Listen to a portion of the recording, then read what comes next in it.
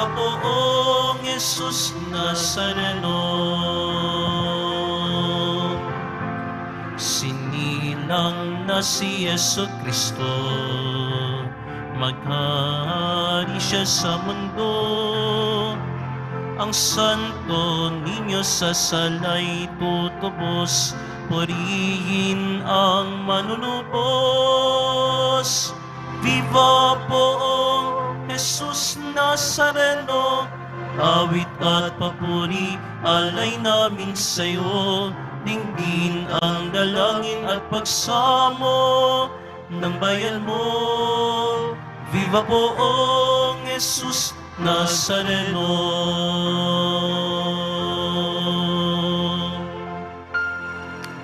Simulan natin ang ating pagdiriwang sa ngalan ng Ama at ng Anak at ng Espiritu Santo.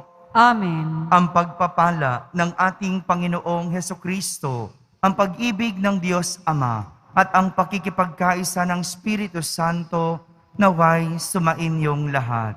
At sumaiyo rin.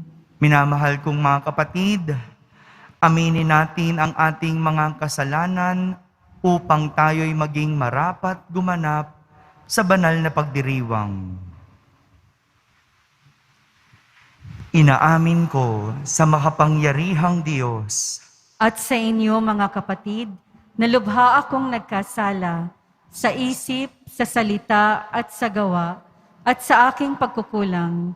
Kaya'y sinasamo ko sa mahal na Birheng Maria, sa lahat ng mga anghel at mga banal, at sa inyo mga kapatid, na ako'y ipanalangin sa Panginoong ating Diyos. Kaawan tayo na makapangyarihang Diyos, patawarin tayo sa ating mga kasalanan at patnubayan tayo sa buhay na walang hanggan. Amen. Panginoon, kaawaan mo kami. Panginoon, kaawaan mo kami. Kristo, kaawaan mo kami. Kristo, kaawaan mo kami. Panginoon, kaawaan mo kami. Panginoon, kaawaan mo kami. Manalangin tayo. Ama naming makapangyarihan, ipagkaloob mong ang pagsilang ng manunubos ay lagi naming sambahin at isaloob sa pagtataguyod ng talang maliwanag na sumisikat sa pamamagitan niya kasama ng Espiritu Santo magpa sa walang hanggan. Amen. Pagbasa mula sa unang sulat ni Apostol San Juan. Minamahal kong mga kapatid, sino ang makapagtatagumpay laban sa sanlibutan? Ang sumasampalatayang si Jesus, ang anak ng Diyos. Si Hesukristo ang naparito sa sanlibutan, bininyagan sa tubig, at nagbubo ng kanyang dugo sa kanyang kamatayan. Hindi lamang bininyagan sa tubig, kundi nagbubo pa ng kanyang dugo. Ang Espiritu ang nagpapatotoo tungkol dito, sapagkat ang Espiritu ay katotohanan. Tatlo ang nagpapatotoo, ang Espiritu, ang tubig, at ang dugo, at nagkakaisa ang tatlong ito. Tinatanggap natin ang patotoo ng tao, ngunit lalong matibay ang patotoo ng Diyos. At iyon ang patotoo ng Diyos tungkol sa Kanyang anak. Ang sinumang nananalig sa anak ng Diyos ay naniniwala sa patotoong ito. Ngunit ayaw maniwala sa Diyos ay ginagawang sinungaling ang Diyos, sapagkat hindi siya naniniwala sa patotoo nito tungkol sa kanyang anak. At ito ang patotoo. Ipinagkaloob sa atin ng Diyos ang buhay na walang hanggan, at ito'y makakamta natin sa pamamagitan ng kanyang anak. Ang pinanahanan ng anak ng Diyos ay may buhay na walang hanggan. Ngunit wala nito ang hindi pinanahanan ng anak ng Diyos. Isinulat ko ito sa inyo upang malaman ninyo na kayong nananalig sa anak ng Diyos ay may buhay na walang hanggan. Ang salita ng Diyos. Salamat sa Diyos. Purihin mo, Jerusalem, ang Panginoong butihin. Purihin mo, Jerusalem, ang Panginoong butihin. Purihin mo, Jerusalem, purihin ang Panginoon. Purihin mo ang iyong Diyos, kayong mga taga-Siyon. Yaong mga pintuan mo ay siya ang nag-iingat. Ang lahat ng iyong lingkod ay siya ang nagbabasbas. Purihin mo, Jerusalem, ang Panginoong butihin. Ginagawang matahimik yaong mga hangganan mo. Bibigyan kang kasiyahan sa kaloob niyang trigo. Kung siya ay nag-uutos, agad nitong natutupad. Dumarating sa daigdig na hindi na nagluluwat. Purihin mo, Jerusalem, ang Panginoong butihin. Kay Jacob niya ibinigay ang balita at pabilin. Ang tuntunit mga aral ibinigay sa Israel. Ang ganitong karapatan ay wala ang ibang bansa, pagkat hindi nila batid ang utos na itinakda. Purihin ang Panginoon. Purihin mo, Jerusalem, ang Panginoong butihin.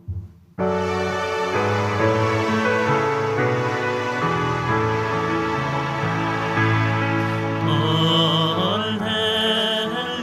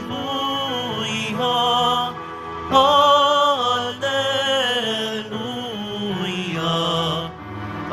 Alleluia, Alleluia. Ipinangaral ni Jesus ang paghahari ng Diyos. Sakit ay kanyang kinamot. Alleluia, Alleluia, Alleluia, Alleluia.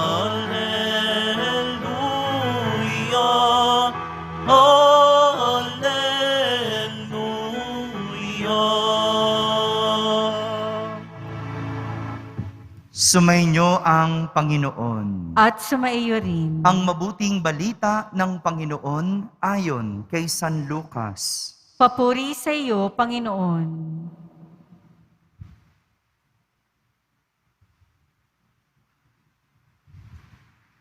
Noong si Jesus ay nasa isang bayan, isang lalaking ketongin ang lumapit sa kanya. Pagkakita ng ketongin sa kanya, ito'y nagpatira pa at namanhik sa kanya. Ginoo, kung ibig po ninyo, ako'y inyong mapagagaling. Hinipo siya ni Jesus at ang sabi, ibig ko, gumaling ka. Pagdakay, nawala ang kanyang ketong at pinagbilinan siya ni Jesus. Huwag mong sasabihin ito kanino man. Sa halip ay pumunta ka sa saserdote at pasuri. Pagkatapos, maghandog ka ng haing iniuutos ni Moises bilang patotoo sa mga tao na magaling ka na. Ngunit lalo pang kumalat ang balita tungkol kay Jesus. Kaya't dumagsa ang napakaraming tao upang makinig at magpagamot sa kanya. At si Jesus ay laging nagpupunta sa ilang na puok at nananalangin. Mga kapatid, ang mabuting balita ng Panginoon. Pinupuri ka namin, Panginoong Heso Kristo. Isang sakit na nakakahawa at walang lunas. Sakit na naglalayo sa mga tao upang maiwasan ang pagkalat at pagkakahawa. Isang karamdamang pisikal, ngunit abot hanggang pag-iisip at espiritual. Tunog pamilyar po ba? Ito po yung sakit ng lalaking bida sa ating kwento ngayon. Ito ang sakit na ketong. Dahil desperado at walang ibang lunas sa sakit na ito, kahit bawal lumapit, nangahas ang isang lalaking ketongin na humiling kay Jesus. Ang kanyang hiling ay hindi kung ano ang kanyang gusto. Ang kanyang hiling ay kung ano ang ibig ni Jesus. Sa ganitong kalagayan, sa ganitong pagkakataon, ang daling sabihin na kagalingan ang hihilingin. Pero hindi ito hiningi ng ketongin, kundi hiningi niya kung ano ang ibig ni Jesus. Kaya hinipo siya ni Jesus at sinabi, ibig ko, gumaling ka. Noon di, gumaling ang ketongin. Tunog pamilyar sa atin, hindi lang ang ganitong klase ng sakit. Dahil hindi po ito malayo sa COVID o parang COVID. Pero mas higit na pamilyar ang karanasang ito ng ketongin. Dahil sa panahon na ikaw ay desperado, sa panahong wala kang ibang malalapitan, sa panahong wala kang ibang mapupuntahan, sa panahong alam mong walang ibang makakatulong sa iyo, kundi ang Diyos. Ito yung mga panahon na alam natin sa Diyos lang tayo lalapit. Pero paano kung ang senaryo ay hindi tayo makalapit sa Diyos? Nauso po ang mga online masses. Ang simbahan ng Quiapo ay nauna ng mag-live stream ng mga misa sapagkat nakita natin na marami ang mga deboto na hindi nakakapunta dito sa Quiapo sapagkat marahil sila'y malalayo o sila ay nasa ibang bansa. Kaya naman, ginawa natin ang inisyatibang ito. Literal, dahil hindi makapunta ang mga tao sa simbahan, simbahan ang lumapit sa tao.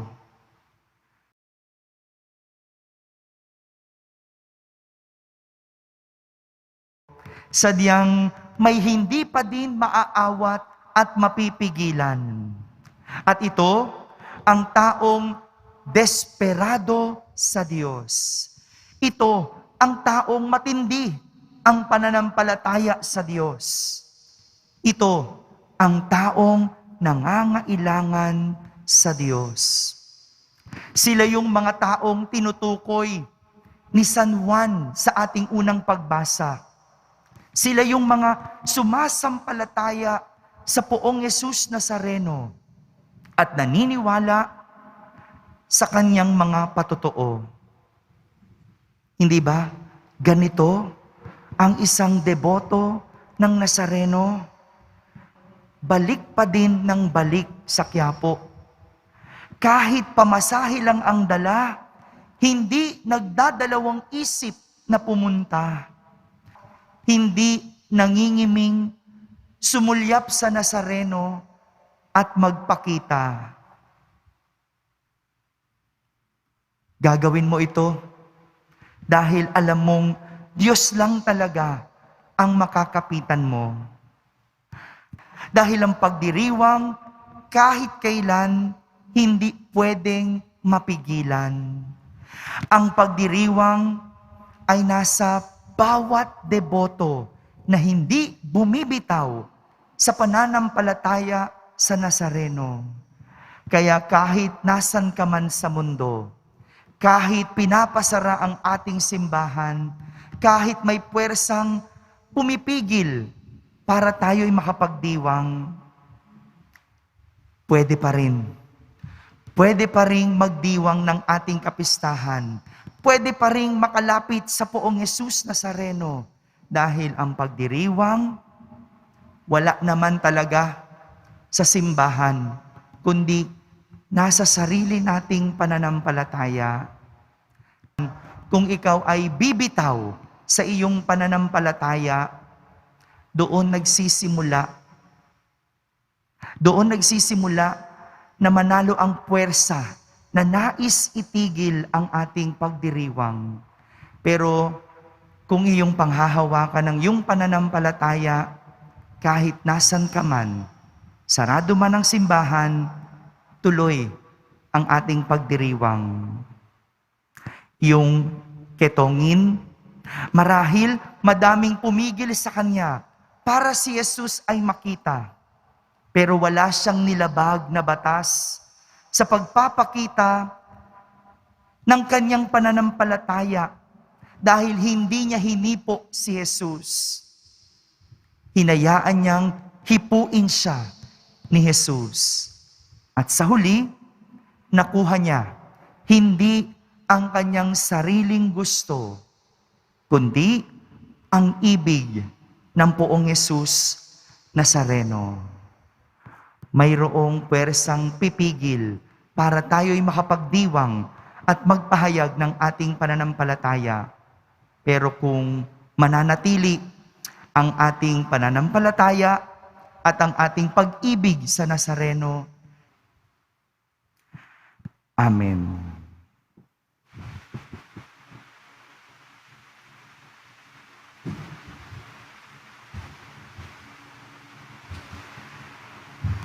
Minamahal kong mga kapatid, katulad ng ketongin sa Ebanghelyo na humingi ng tulong upang siya ay gumaling, lumapit rin tayo ngayon ng buong pagtitiwala sa ating Amang nasa langit upang tugunin niya ang ating mga panalangin. Ating sambitin, Ama, gawin mo kaming buo. Ama, gawin mo kaming buo. Ang simbahan naway hindi tumalikod sa kanyang tungkuling kumalinga sa mga itinakwil ng lipunan. Manalangin tayo. Ama, gawin mo kaming buo. Ang mga siyentipiko at mga mananaliksik ng medisina naway makatuklas ng lunas para sa mga di pangkaraniwang karamdaman. Manalangin tayo. Ama, gawin mo kaming buo. Ang aming pamayanan naway dumamay ng may pagmamahal at pagkalinga sa mga iniiwasan at pinangdidirihang kasapi ng ating sambayanan. Manalangin tayo. Ama, gawin mo kaming buo. Ang mga pamilya, kamag-anak at kaibigan naway tumugon sa pangangailangan ng mga may sakit. Manalangin tayo. Ama, gawin mo kaming buo. Ang mga namatay kay Kristo naway tanggapin ng may pag-ibig at habag sa kaharian ng Diyos. Manalangin tayo. Ama, gawin mo kaming buo. Sa katahimikan, ating ilapit sa Diyos ang ating mga pansariling kahilingan.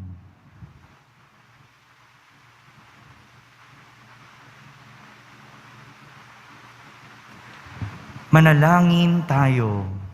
Ama, gawin mo kaming buo. Ama naming makapangyarihan, Tulungan mo kaming tularan ang iyong halimbawa sa pamamagitan ng pagdamay sa mga taong hindi namin pinapansin. Dagdagan mo ang aming pananampalataya at tanggapin ang aming mga panalangin sa pamamagitan ni Kristo na aming Panginoon. Amen.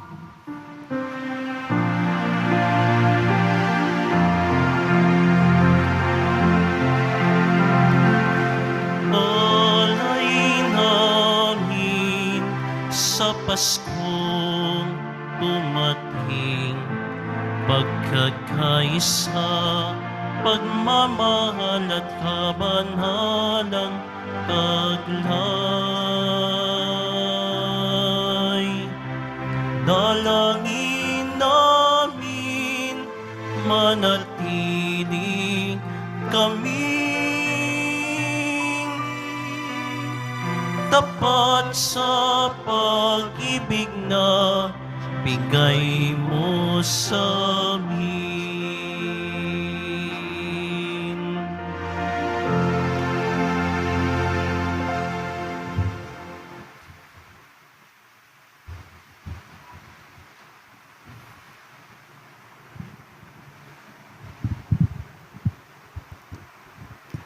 Manalangin kayo mga kapatid upang ang paghahain natin ay kalugdan ng Diyos amang makapangyarihan.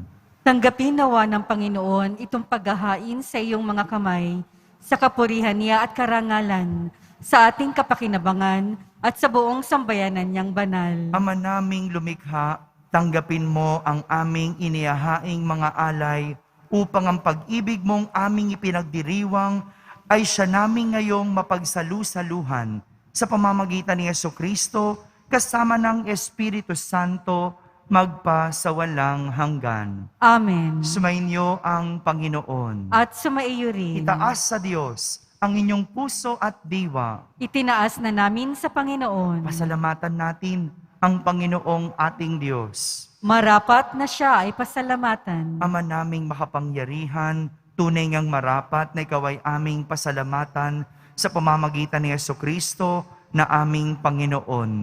Ang anak mong di naiiba sa amin ay siyang pumawi sa dilim, kaya ngayon ikaw ang aming nababanaagan. Ang anak mong di naiba sa iyo ay siyang iisang salita mo. Sa katauhan niya ang iyong sarili aming nakikita. Sa pamamagitan niya, ang iyong pag-ibig ay kahali-halina kahit ikaw ay lingid sa aming mata. Kaya kaysa ng mga anghel na nagsisiawit ng papuri sa iyo nang walang humpay sa kalangitan, kami nagbubunyi sa iyong kadakilaan.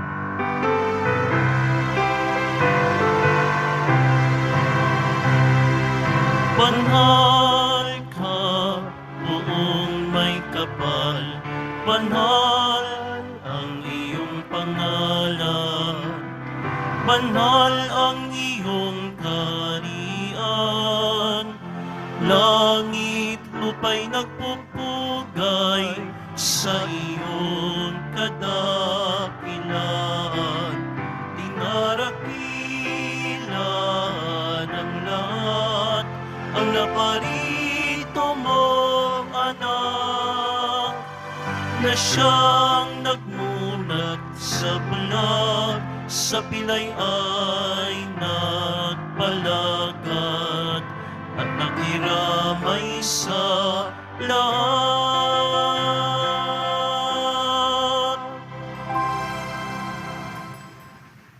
Ama naming banal, ikaw ang bukal ng tanang kabanalan. Kaya't sa pamagitan ng iyong Espiritu ay gawin mong banal ang mga kaloob na ito upang para sa amin ay maging katawan at dugo ng aming Panginoong Hesukristo. Bago niya pinagtiisa ang kusang loob na maging handog, hinawakan niyang tinapay, pinasalamatan kanya, pinaghati-hati niya iyon, iniyabot sa kanyang mga lagad at sinabi, "Tanggapin ninyong lahat ito at kanin. Ito ang aking katawan na inihahandog para sa inyo."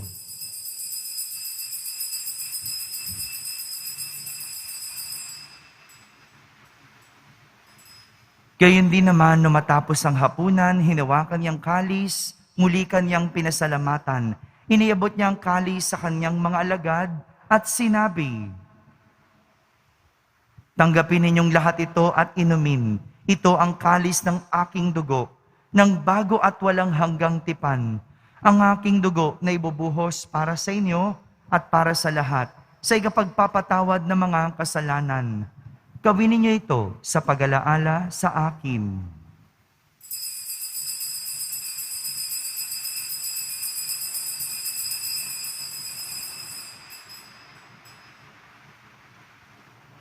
Ipagbunyi natin ang misteryo ng pananampalataya.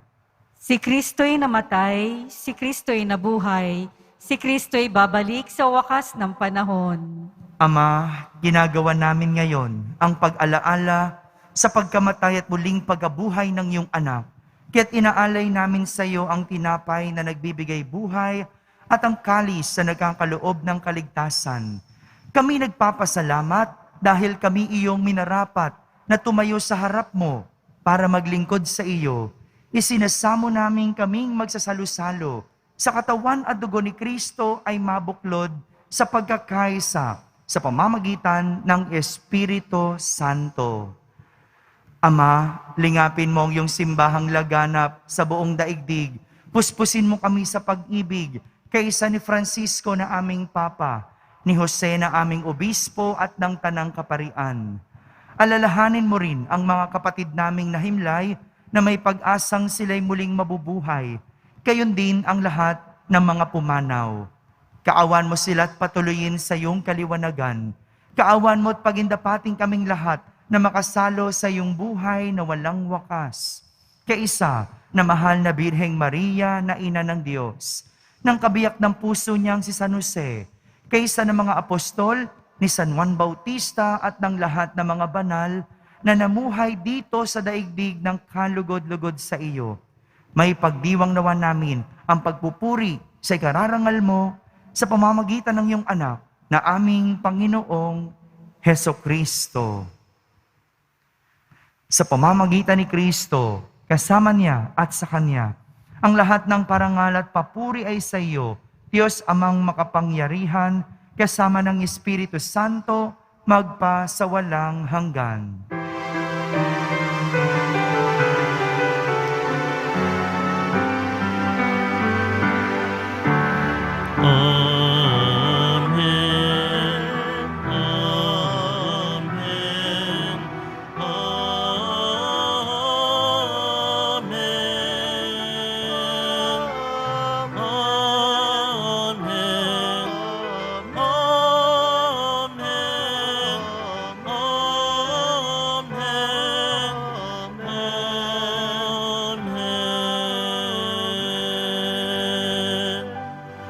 Sa tagubilin ng mga nakahagaling na utos at turo ni Jesus na Panginoon natin at Diyos, ipahayag natin ng lakas loob. Ama namin, sumasalangit ka, Sambahin ang ngalan mo, mapasa amin ang kaharian mo, sundin ang loob mo dito sa lupa para nang sa langit. Bigyan mo po kami ngayon ng aming kakanin sa araw-araw at patawarin mo kami sa aming mga sala para ng pagpapatawad namin sa nagkakasala sa amin. At huwag mo kaming ipahintulot sa tukso at iadya mo kami sa lahat ng masama. hinihiling namin kami iadya sa lahat na masama.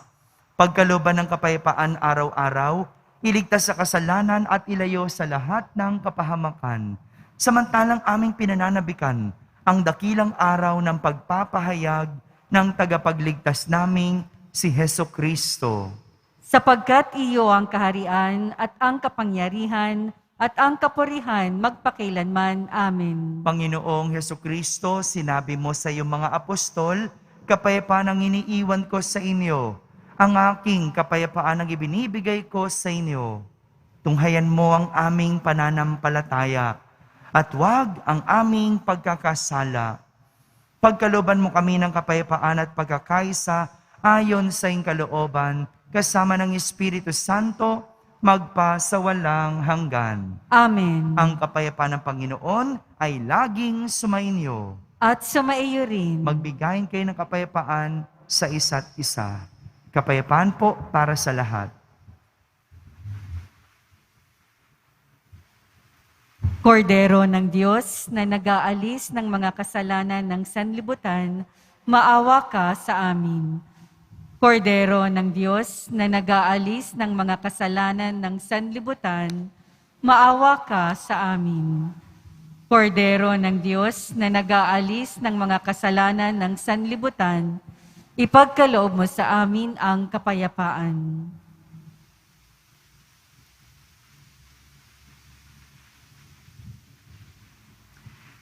Ito ang kordero ng Diyos. Itong nag-aalis ng mga kasalanan ng sanlibutan. Mapalad ang mga inaaniyahan sa kanyang piging.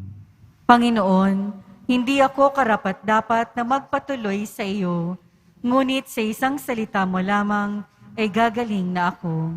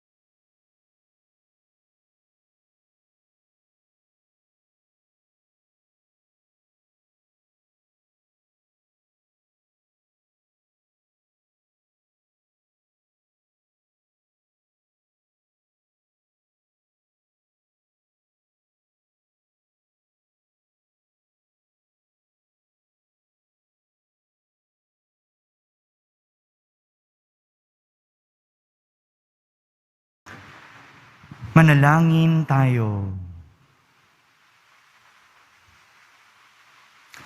Ama naming mapagmahal, ang ipinagkaloob mong aming pinagsaluhan ay mapakinabangan nawa namin araw-araw upang sa pagtanggap namin sa iyong ibinigay, kami pagindapating maging hain sa iyo kailanman.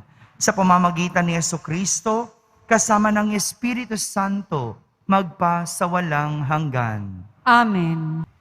Sumainyo ang Panginoon. At sumaiyo rin. Pagbabasbas ng Pong Jesus Nazareno. Mahal na Pong Jesus Nazareno, inihayag mo sa pamamagitan ng krus ang walang maliw na pag-ibig ng Diyos sa sangkatauhan. Pakinggan mo ang kahilingan ng iyong angkan na nagsusumamo sa iyo. Makamtanawan nila ang inyong katugunan at tanggapin ang kasagutan na may utang na loob na tinatanaw. Basbasan din po ninyo ang lahat ng may karamdaman at nahihirapan. Sa pamamagitan ng bendisyon na ito, naway maalala nila ang mga pangako nila noon sa binyag na ikaw ang kanilang iibigin at pagdilingkuran bilang Panginoon, magpa sa walang hanggan. Amen. At pagpalain kayo ng makapangyarihang Diyos, Ama, Anak, at Espiritu Santo. Amen. Tapos na po ang ating pagdiriwang, humay kayong taglay ang pag-ibig at kapayapaan ng Poong Jesus Nazareno. Salamat sa Diyos.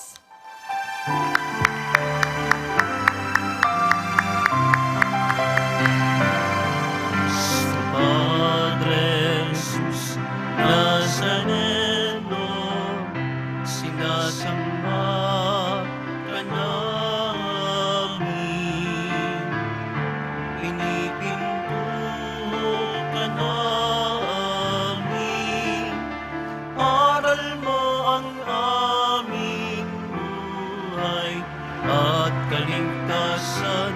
Nuestro Padre Jesus Nazareno, iligtas mo kami sa kasalanan. Ang krus mong pinamatayan ay sagisag ng aming kaligtasan. Nuestro Padre